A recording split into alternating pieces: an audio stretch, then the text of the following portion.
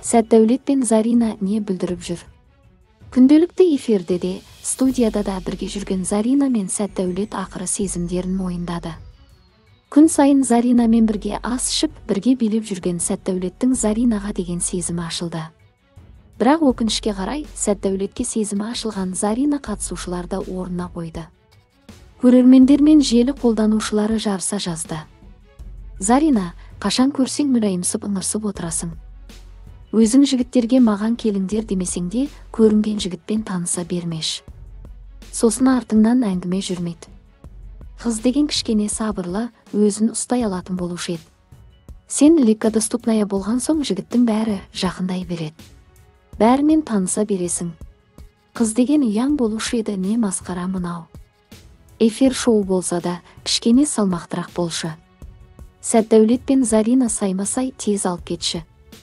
Өзің құртшы Сәтдәулет, өтінем сүйсең алда кет, құрып кетіңдерші, босатыңдар орында.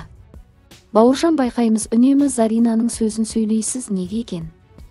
Сол ішінде Зарина өзіне көп алып кеткен сияқты. Заринаныкі дұрыс емес, үміткерді сыйлау бірінші орында болу керек. Бауыржан неге Заринаның сөзін сөйлей береді? Үміткерді сыйламай отырғаны дұрыс па сонда? Агата келсінші, Заринаға үлгі болып көрсетсін. Еске салайық, Зарина қатысушыларға ауыр айтқан болатын. Әркіммен бір танысып қадірін кетірген қыз Сәтдәулетпен жалғастырады ғой әрі қарай.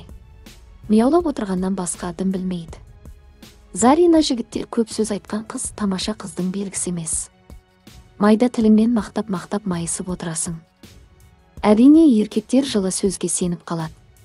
Араласа келе бас тартады. Құр сөзге еріп бастаған қатынас ұзаққа бармайды. Бұрынғы үміткерлердің ешқайсысы қайтадан таныстыққа бармаймыз деп отыруға, деп жазды желі қолданушылары. Еске салайық, Зарина Сәтдәулетке ойланамын деп жауап берді. Зарина Сәтдәулетке қосыла ма?